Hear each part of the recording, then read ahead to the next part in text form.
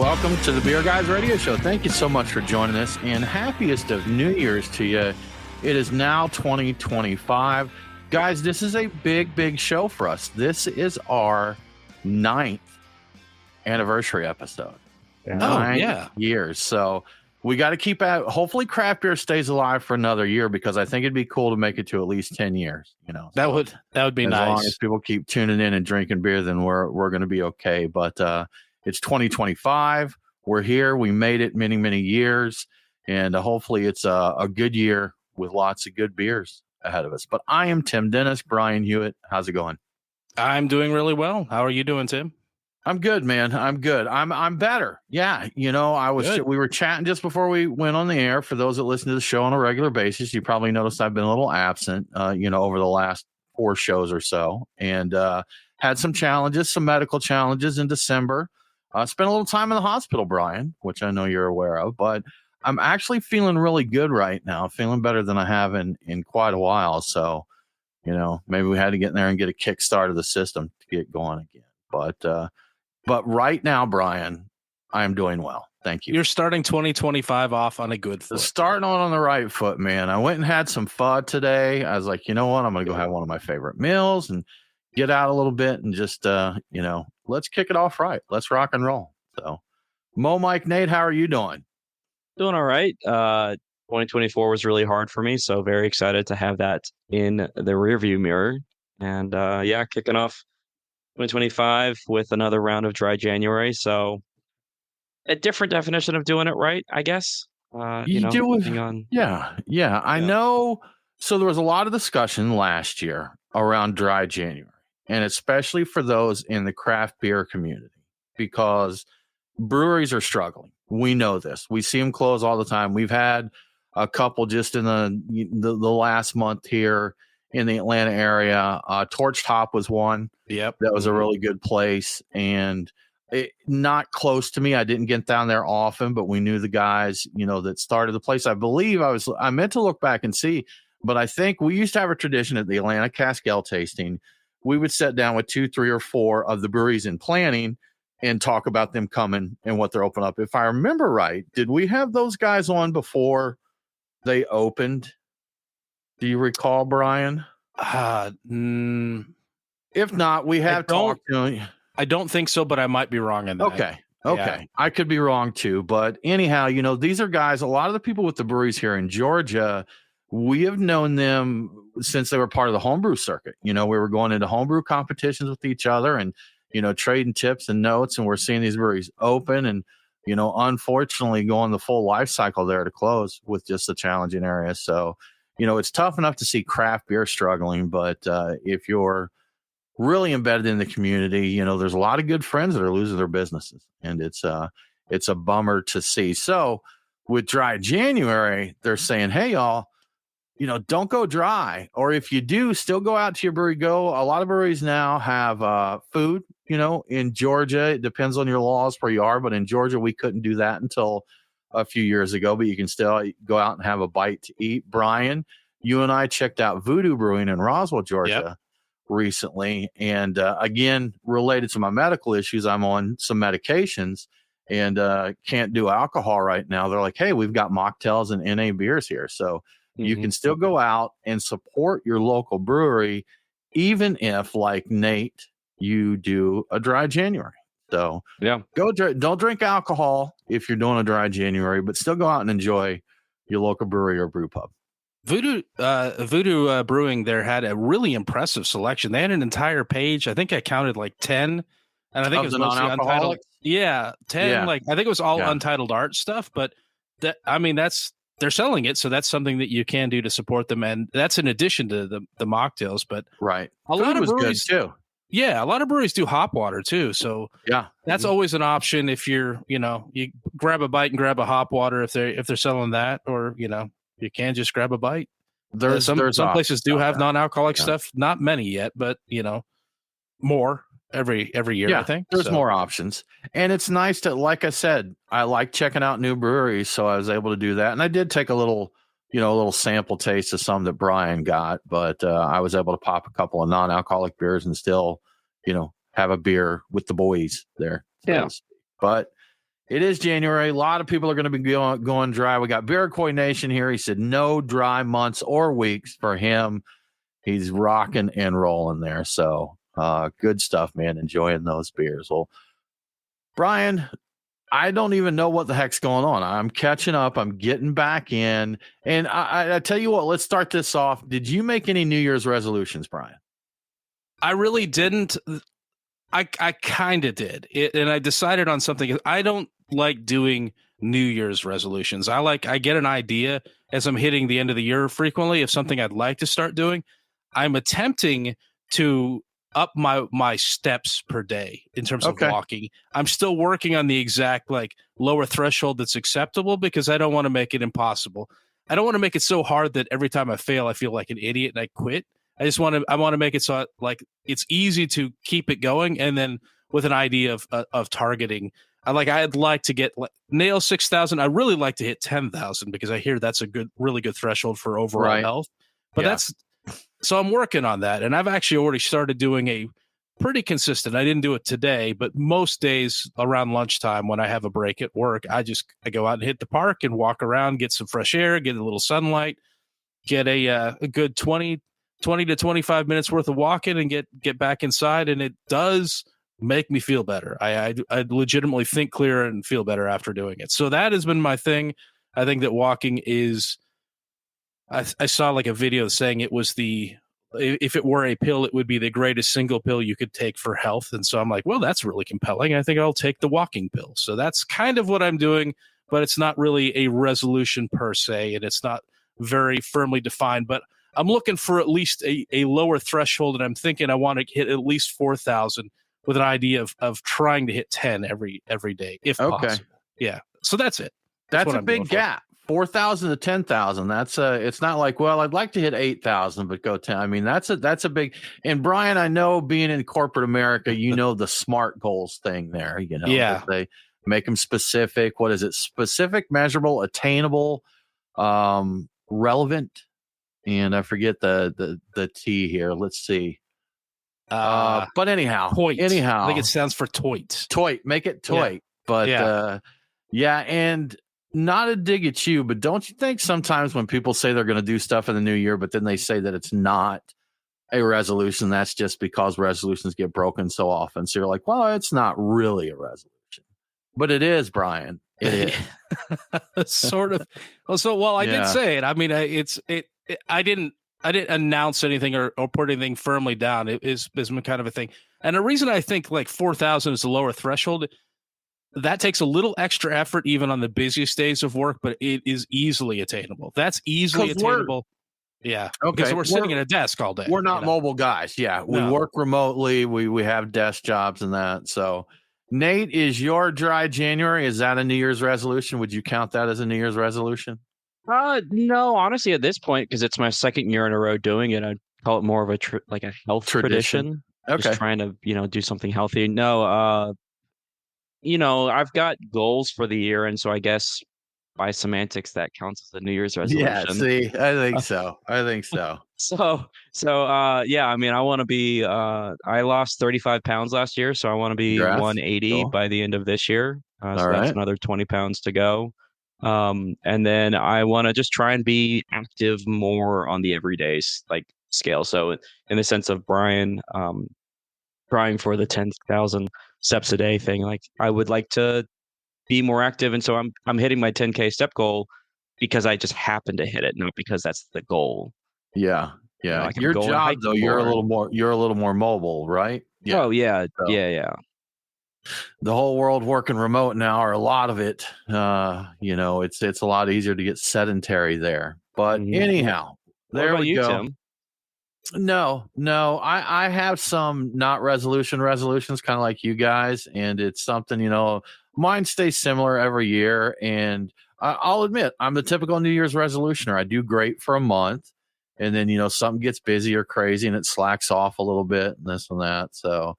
I'm terrible about it. So I will say this, even if I don't write it down and set it as a goal, and that the end of the year is a good time to kind of reflect on what went on and make plans, for the new year. But as far as setting out some SMART goals, I have not done that. So that's too much work. The actual turning it into all the actionable parts, I'm like, that would probably ensure a higher degree of success. It would.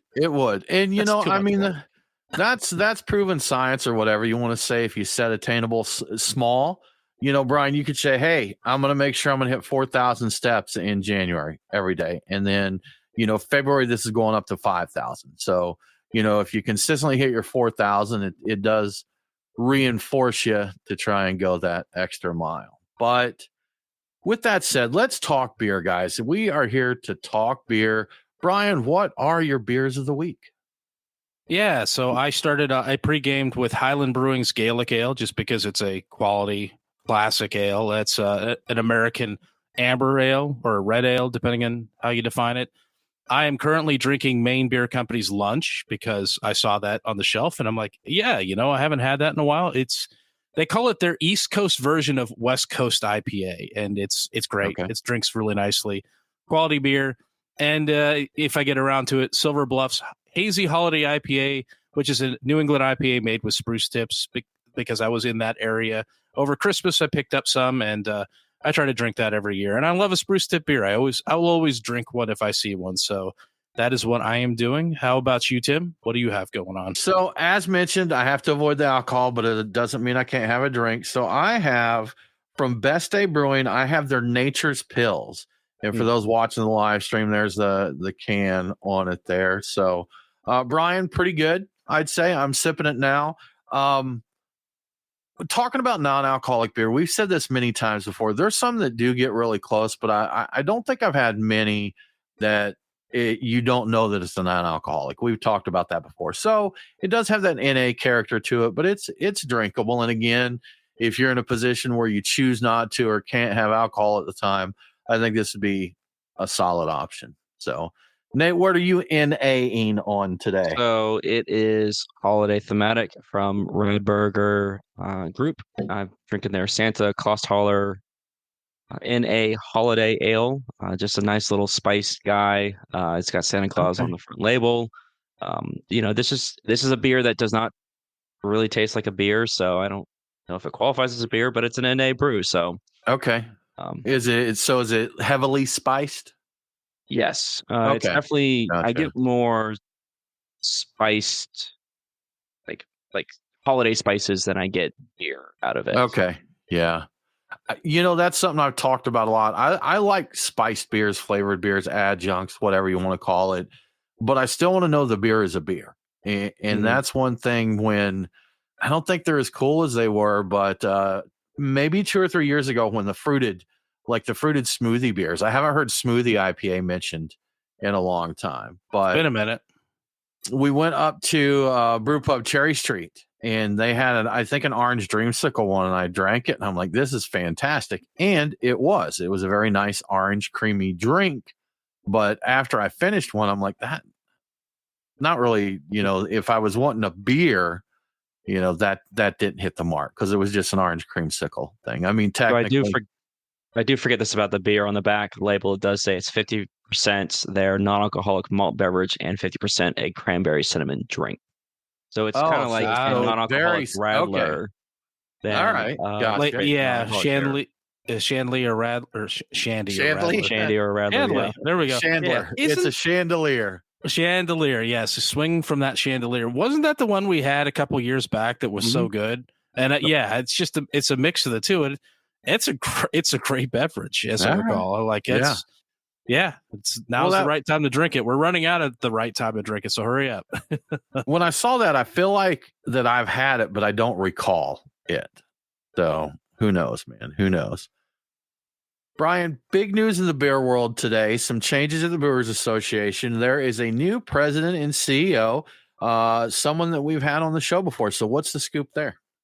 Yeah, Bart Watson has been named the new president and CEO of the Brewers Association. He will take over from Bob Pease, who is retiring on January 6th. Bart Watson has been with the Brewers Association for over a decade at this point. First, he was the organization's chief economist, and later he became the vice president of strategy and membership.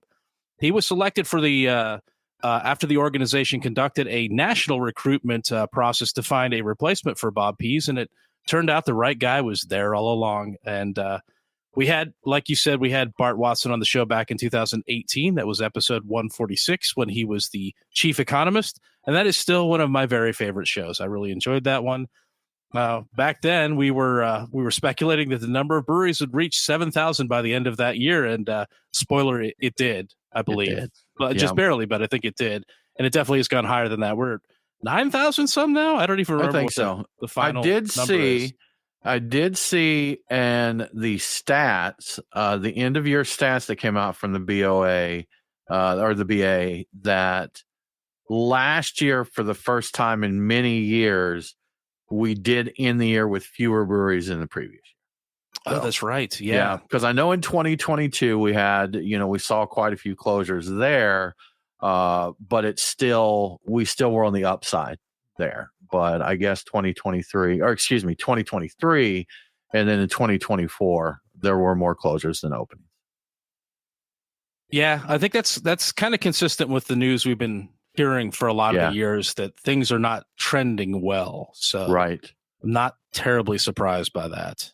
One thing I liked about, Bart, when we spoke to him, he seemed to be a realist. Now, he's with the Brewers Association, so of course he's pro beer, but he looks at the stats. He looks at what's there and, makes the most of it. So based on my limited knowledge of Bart, what I've seen, following him on Twitter, I see his reports. I've been on some of their, media calls that they have. Seems like a good guy for the position, for sure. Yeah, I'm supremely impressed with his take on everything, and I always look forward to seeing any of his stuff. I haven't seen him too much on social media, and I was wondering why. I think it's because he changed roles. He became the vice president of strategy and membership, and I think he was less active as a result of that. I thought he was a chief economist this entire time, and now as president, maybe he'll be more active because he's kind of the figurehead now. But an impressive head on those shoulders, and I was looking a little bit in his pedigree. Where he went to school and all the things he's done, it's incredibly impressive. So the guy knows his stuff. He's solid. So beer, go. Yep. Good choice on the part of the Brewers Association. Yeah. Yeah. Yeah. So, Brian, do you remember internet forums? Yeah, that was kind of a big thing. I want to say late 2000s, before the aughts. Yeah. The mid to late aughts, that was the hotness where you'd find a forum of something you liked. And back in those days, for me, it was heavily cigars. And you get in there and there would just be a tremendous amount of people interacting and talking about, what you are doing with your given thing that day. Kind of the threads of what are you drinking? Back then it was what are you smoking? There's a lot of stuff, and if you're into fragrances, I'm sure it's what are you spraying? I don't know if those forums even exist. What was it before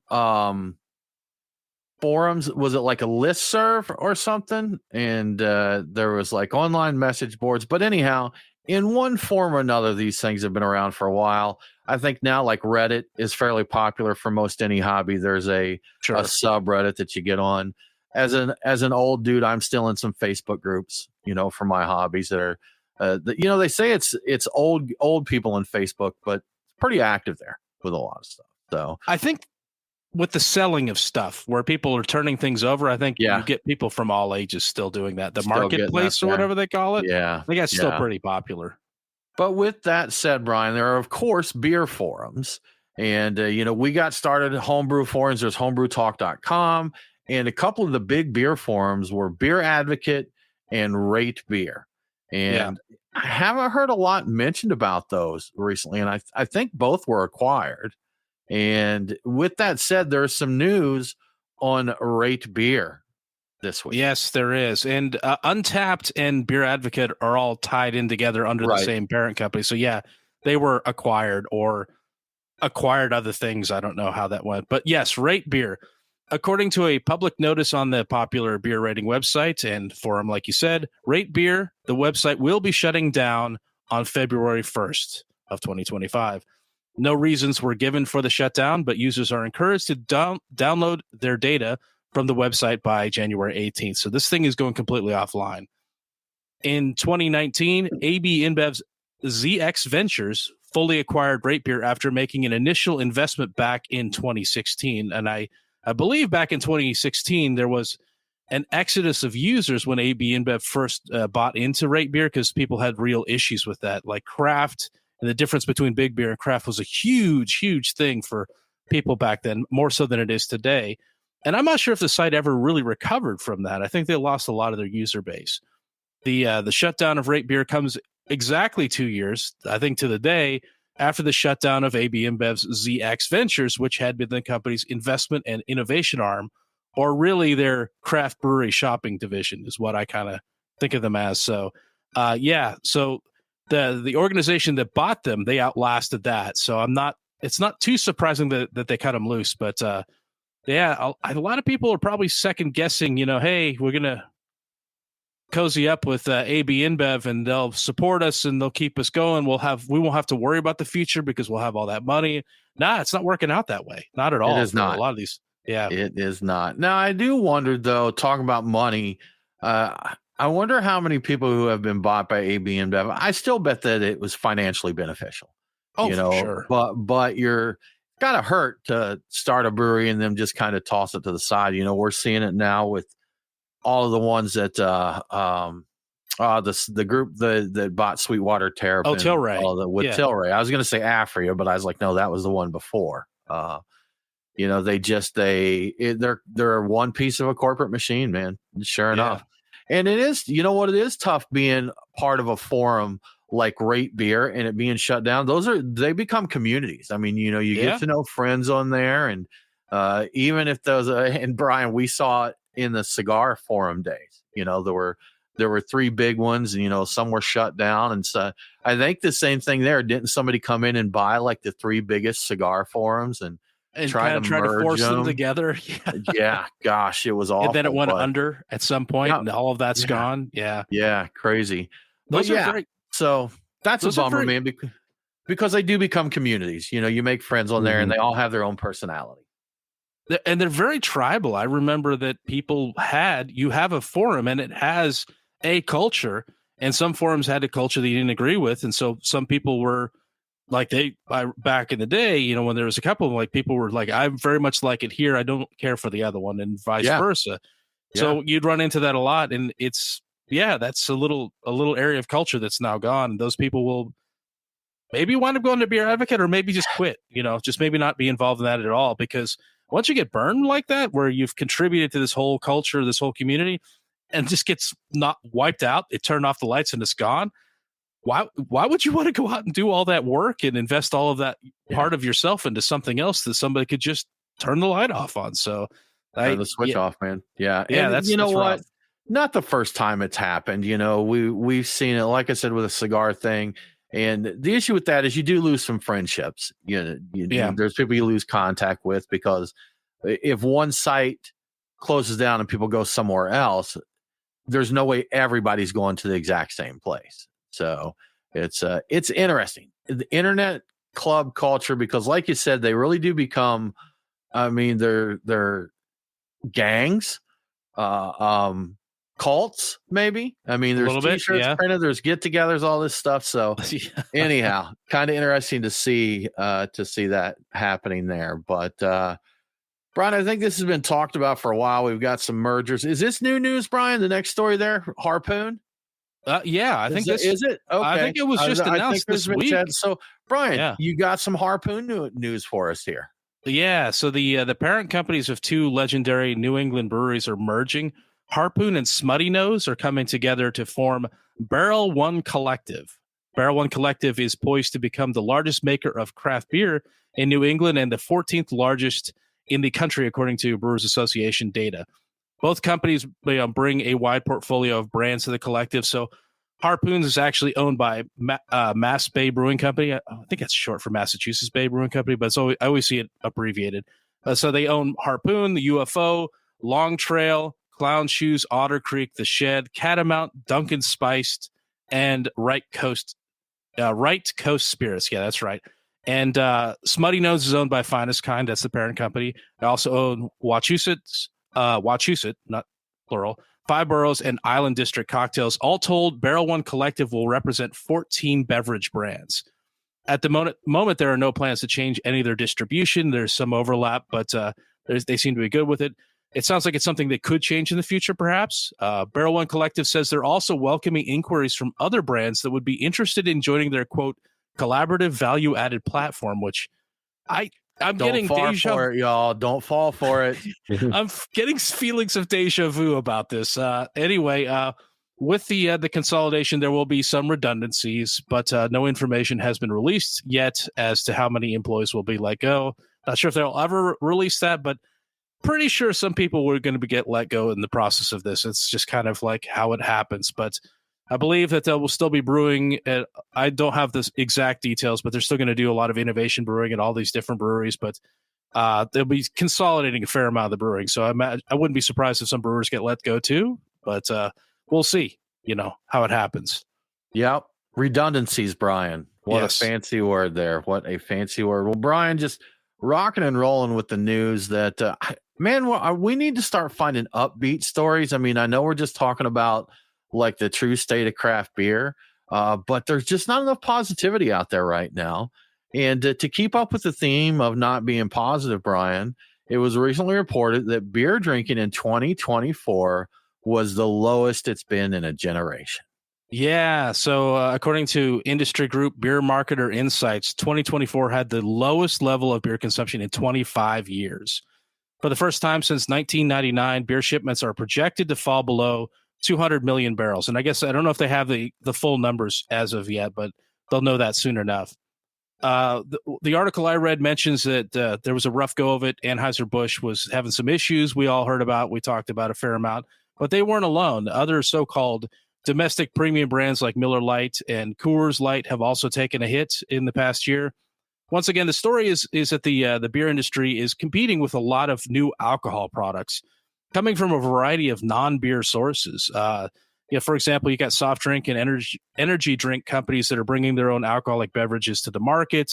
And unlike, say your bourbon or your fine, single malt scotch, these beverages that they're bringing to market are directly competing for the same kind of drinking occasions. So as you would with a beer. So it's like, well, maybe you'll have this hard energy drink or something like that.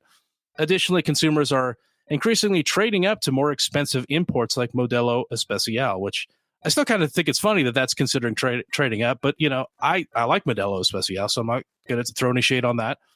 Interesting, even as the volume of beer consumption has declined, big beer is actually not doing that bad financially. So I guess there's a silver lining here, thanks to price increases that have outpaced inflation. And, some cases, big beer is doing better than ever.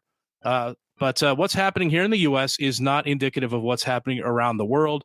Beer sales in other parts of the world continues to remain strong. So I don't know if we're ahead of the curve or if we're just experiencing a completely different kind of phenomenon than anybody else is going to experience. So beer's doing well everywhere else. It's just not doing as great here in the U.S. So, Tyler Smurr threw out here. He made the comment, it's like the kids are slackers these days. They drink too much Red Bull. Drinking too much Red Bull. So that's, I probably shouldn't even joke about this, get in trouble, but they're going to have to start marketing to kids, man. Get them interested.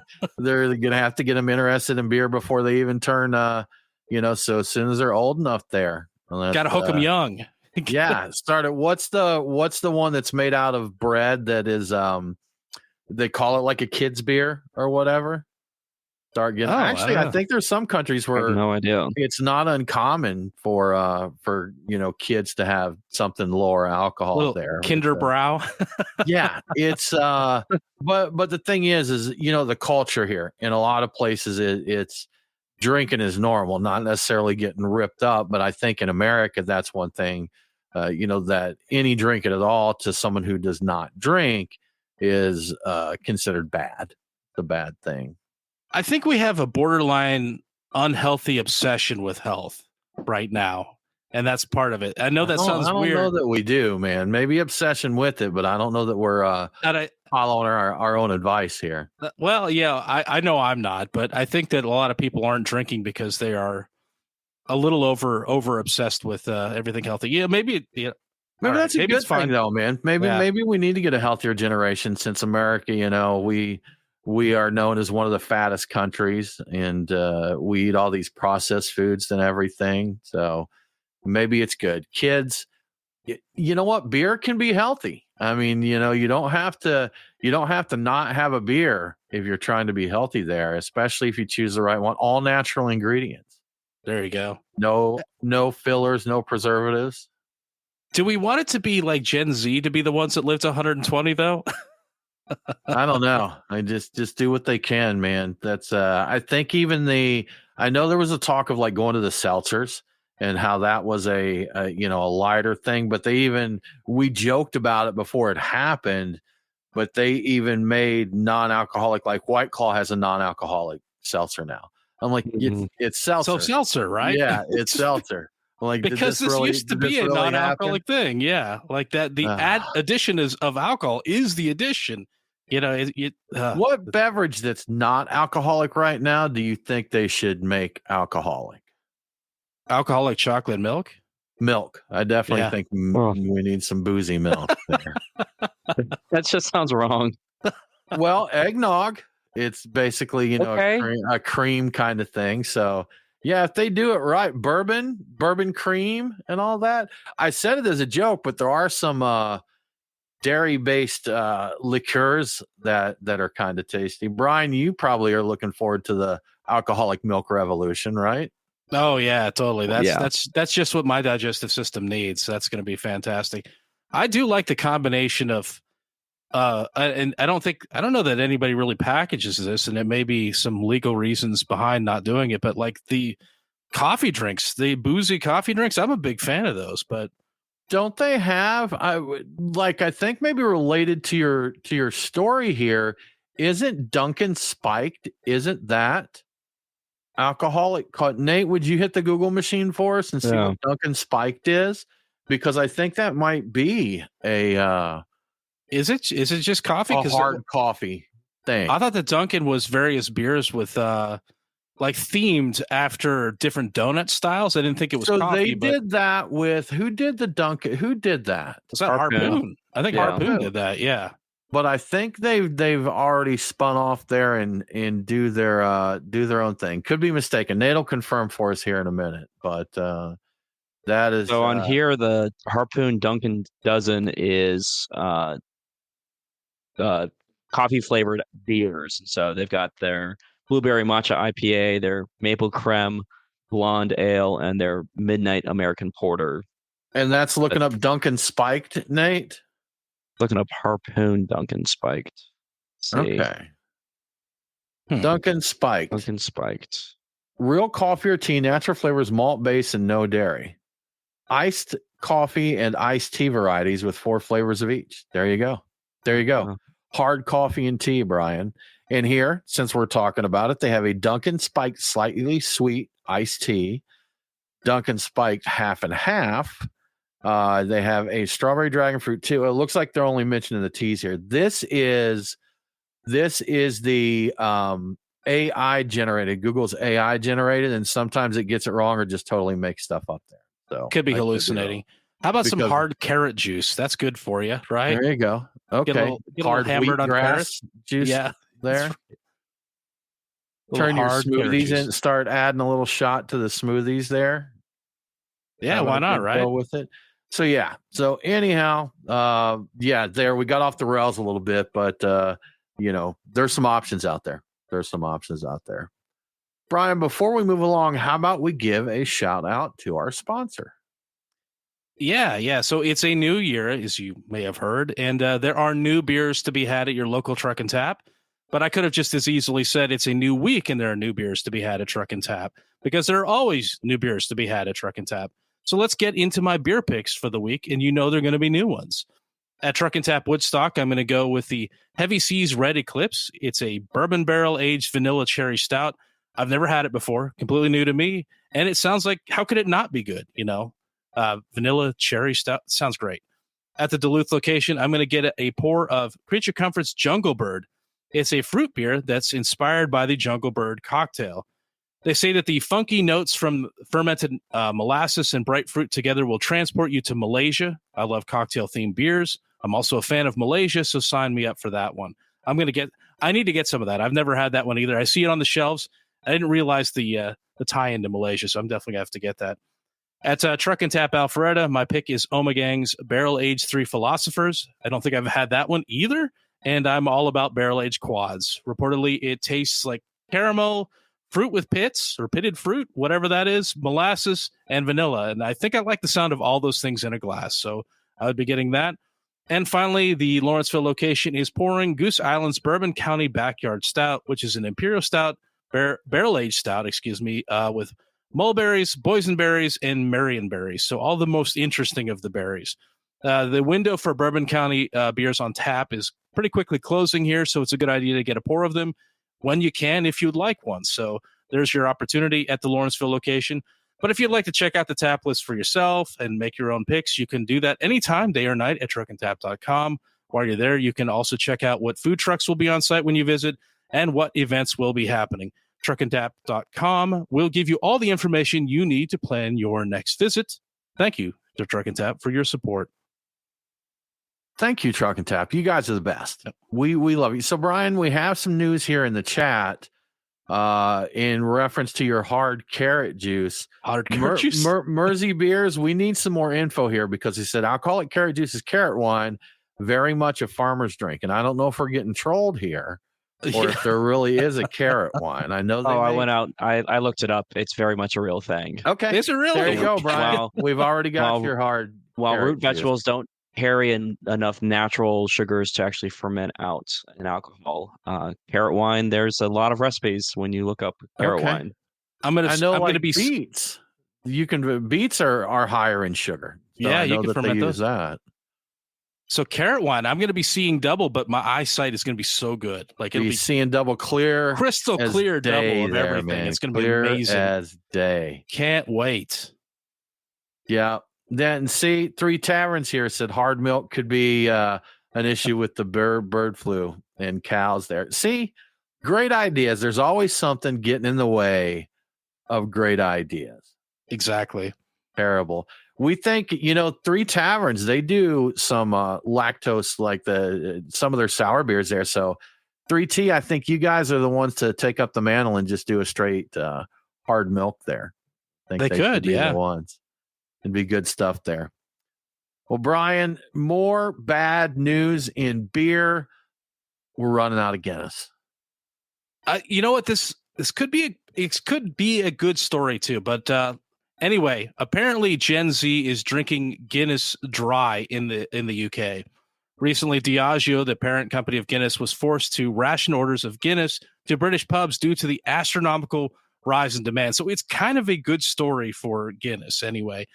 And that's with their breweries working at full capacity. So they're not scaling down or anything. They're churning it out as fast as they can. Apparently, splitting the G is still very hot in social media, and various influencers are still on their Guinness hype train. So it's getting a lot of love online. Of course, the situation isn't permanent. Nothing ever is with this kind of growth. And Diageo is investing heavily in the St. James Gate Brewery in Dublin. They're building a new $200 million brewery in Kildare, Ireland, which should start producing Guinness in 2026. Hopefully, the kids will still be splitting the G in 2026. There's nothing for us to worry about here in the U.S. yet. The rationing is only happening in the U.K. It seems to be more about the logistics of actually getting the beer to the pubs than the actual supply of beer. So simply, people are drinking it so fast I don't think they have the infrastructure to actually deliver all the beer they need to deliver as quickly as they need to. So they've got the beer, and this is great for Guinness. They're just killing it. They've been killing it for a while. But so this is actually a good story. It's just a little rough for anybody who isn't insane that just wants to have a Guinness, in the UK. So, yeah. Interesting. So us Americans here are slacking off on the drinking, and then over in the UK, they're just hammering Guinness, just tearing it up. Crazy. I nearly did the whole split the G thing a couple of times this week. I have some cans in my fridge. I was like, I'm not going to do it this time. I didn't feel like doing it. I felt silly.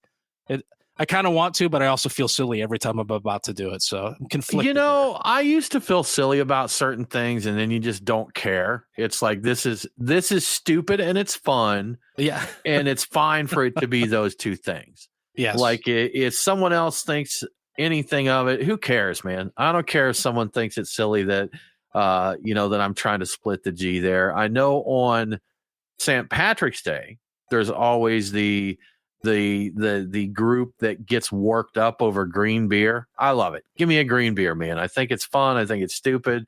And it's definitely going to be something that I try and get my hands on. And if someone else does not like it, they don't have to drink it, man. No one's forcing you to drink a green beer. No one is forcing you to split your G, Brian. That's true. I debated it and decided I decided against it. I'm like, I couldn't decide if I wanted to even attempt it. So I'm like, you know what? I'll just skip it. I don't know if I want to do this. Therefore, I'm not going to. Exactly. I'm like, you know what? There's less drama involved with me just picking another beer. It's all very stupid, and too many decisions to be made here. I realize it looking back on it, like this is all very stupid, like thought process going on. This is going to sound ridiculous, Brian. Yes, but you could have just drank the Guinness. I could have. Yeah. I mean, you didn't have to split a G or anything. It's okay. They do allow you to drink it like that as well. Oh, they do. Oh, is that still legal? They still let you do that. It was too much stress. I don't know if I can handle this. I'll just grab another beer. I drink this, man, but I don't want to get in trouble if I don't split that G. So I better not. I better just move on to something else. I don't have to try and hit any targets if I drink another beer. Yeah. Brian, Ozempic.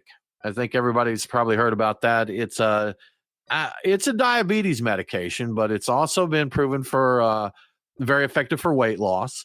So even those without the diabetes are trying to get these drugs, and others in this class, this family of drugs. I actually saw a news story where the actual brand name drugs, there's a shortage of those, and there's people with diabetes that are going without these drugs because there's people that want to drop 40 pounds that are getting them and taking them, to the point that people are going to what's called a compounding pharmacy. Do you know what that is, Brian? No, I don't think so. This is a very, very low level explanation, but basically they make these drugs, like they know what goes into them, so people can go there and say, hey, I want, Ozempic or whatever. The Ozempic's a brand name, but whatever that drug's called, and these places can make them, put them together. But the risk with that is there's a lot of compounding pharmacies out there that are not legit. They're just fly by night. And the particular news story that I saw ordered like 10 samples online, and one of them had absolutely no trace whatsoever of the drug that it was supposed to be. There were a couple that were like, yeah, this is pure. This would, this is good. A couple others were lower. And I know at least one had none of it in there. But Brian, that is not the point of this story. The point of this story is that people taking Ozempic could be impacting beer sales. Yeah. So in addition to, reducing your appetite, like for weight loss, and like you said, it turns out that Ozempic users tend to experience diminished interest in all forms of alcohol. Apparently, this is due to how the drug interacts with your brain's pleasure and reward receptors, reducing the amount of pleasure you get from drinking a great beer. There are no numbers yet detailing what impact this is having on the beer industry, but widespread Ozempic use does coincide with a significant downturn in beer consumption. I know that correlation does not mean causation, but you have to wonder if the two are connected. And I suspect we'll be seeing studies on this soon. I actually saw this on the AmericanCraftBeer.com website. There was like a kind of a speculation piece on their part, but I thought it was interesting enough that we should bring it up, because I could see this being a thing. If you're not interested in food and you take this and you're less interested in beer, I think this could drive down sales. I mean, and it is the right kind of time for this to be happening. So, yeah. Brian's distracted because he saw in our chat here, 3 Taverns said their next sour is actually going to sub Ozempic for lactose. It's going to be called Mount Ozempic. Ozempic. Yeah, ISO. I saw that. It completely, the ISO, and I once I saw that, I couldn't think anymore. I hope they put it in 3 Taverns, a request, since this hasn't been quite brewed yet. Please put it in 40-ounce bottles. I think that I want a 40 of Mount Ozempic sour there. So, on the not to derail Brian, but on the note of sour beer, I saw online the other day where someone had, it was like some Jester King and I forget, I think some brewery beers. But there was like 4 or 5 750s of these really nice sour beers, and they're like, free beer, just come get it. That's how it's fallen. And in that conversation, Jester King commented about how their production has changed, in the last couple of years, to where they were, fully like farmhouse wild beer brewery. And it's such a small percentage of what they brew now. And I think we were talking recently, because Tyler, he drinks a lot from Jester King, and he, having IPAs and various beers there. And I was like, man, I didn't even know they did that. And it's like, well, it's been a shift. They did used to do, all the atrial rubicytes and Spawn and beers like that. And they're just not cool anymore, Brian. They're the beers of yesteryear. I'm amazed that we're to the point where people will just give it away. And like, first off, why are you drinking it? Second of all, yeah, won't somebody give you some money for that? Because those were the hottest things ever. I'm amazed that we're at that point where, yeah, I wouldn't. I still wouldn't. I would value those things enough. I'm like, I am going to open that at some point, arguably with the friends that never come around. At some point, it's going to happen. So here's my take on it, Brian. When anything that gets super hot, you get people that jump into it just because it's cool or trendy or whatever, and that dive in, head first they dive into the pool head first and they don't know how to swim, kind of thing. So you probably had someone who heard these were hot or cool or whatever, and they bought them because they could, and then probably realized they hated them, and probably doesn't even, mess with drinking beer anymore, especially not ones like that. And probably not part of the beer community to sell them. They're like, I'm just going to give these away. I'd throw these in. Either they probably give them away, or they're going to end up in a trash can or down the drain somewhere. Oh, it's sad. Terrible. It's really sad. It is sad. It's terrible. Yeah. So Brian, did I cut off the middle of your Ozempic story? I apologize for the I think flow there. I think it was more speculation, but I think it's an interesting bit of speculation. Yeah. I thought that I didn't know about that. It basically takes the pleasure out, some of the pleasure out of drinking and some of the pleasure out of eating. And I'm like, well, that makes sense. That makes you less inclined to do these things because of the pleasure, because you're not getting the pleasure for them. So it's a really interesting take on it. And I wouldn't be surprised if when you're taking that, you're not interested. Like you look forward to a beer on Friday, you're taking Ozempic, maybe you don't care about it anymore because don't care. It doesn't feel good anymore, really. So why would you? Doesn't matter. Had drugs. So. Yeah, exactly. I've got drugs. I don't need those anymore. Yeah.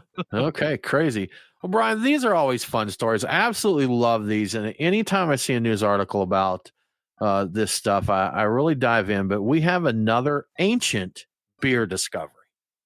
Yeah. A study uncovered evidence of rice beer being made around 10,000 years ago in Zhejiang province in China. And I don't know if I'm saying that right, but hopefully it's close.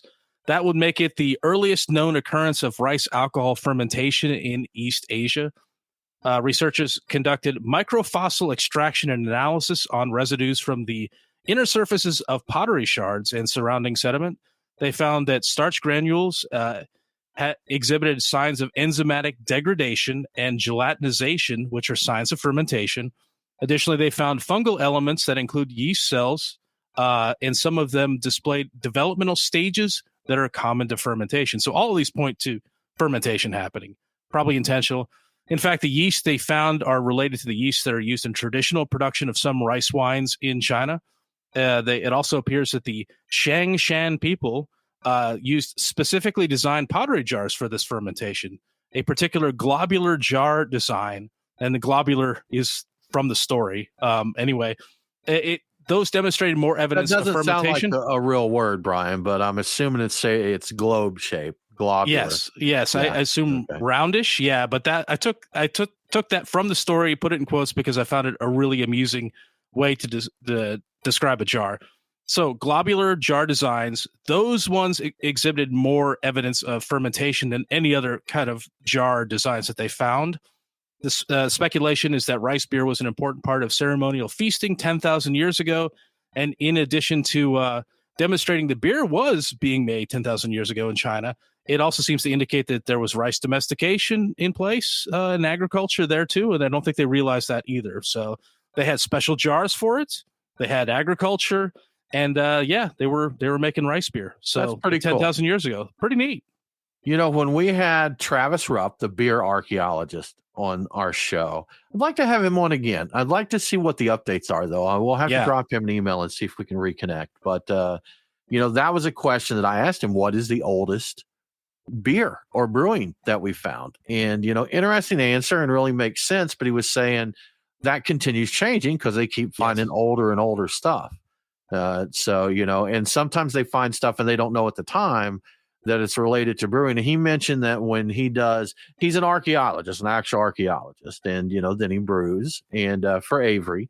And he was talking about when he's out on these archaeologist digs, he's always keeping an eye out for things that could be pertaining to brewing. And he mentioned he got a book I think in Greece or somewhere like that, but he got a book and it had pictures, and it said that he said something like it mentioned these were grain storage for a bakery. And there was something about the picture that he recognized. He's like, that's not a bakery. That's a brewery. It's a brewery. So, yeah. And so they, even in the book, they're like, hey, they were making bread. He's like, no, they weren't. Nope. So interesting stuff, man. Always like hearing those ancient beer stories there. Well, guys, I believe that wraps up our first show of 2025. Again, cheers to you guys. Pat on all of our backs here. 9 years of Beer Guys Radio. Yeah.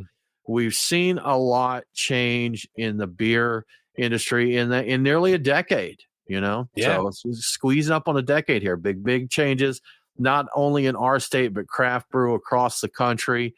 And it's been a ride, man. We've had some good times. We've met a lot of good people. So cheers to us for 9 years of Beer Guys Radio. It's been pretty good. And, cheers to all of you for following along, listening, chatting, hanging out with us. We greatly appreciate it, because if no one was listening, we'd probably still do this just to, set and BS with ourselves. But, we appreciate that you tune in and check out the show. We very much do appreciate it, supporting us and sharing the word and that. So if you do enjoy the show, again, share it with a friend. Tell someone else to give a listen. We'd always love for more people to listen. If there's something that you would like to hear us chat about on here, drop us a line. Send us an email. Drop us a tweet or an Instagram message or whatever. We would appreciate that very much. But with that said, y'all, we are going to call it for this week. And we hope that you have a great 2025. And don't forget to drink local. Cheers.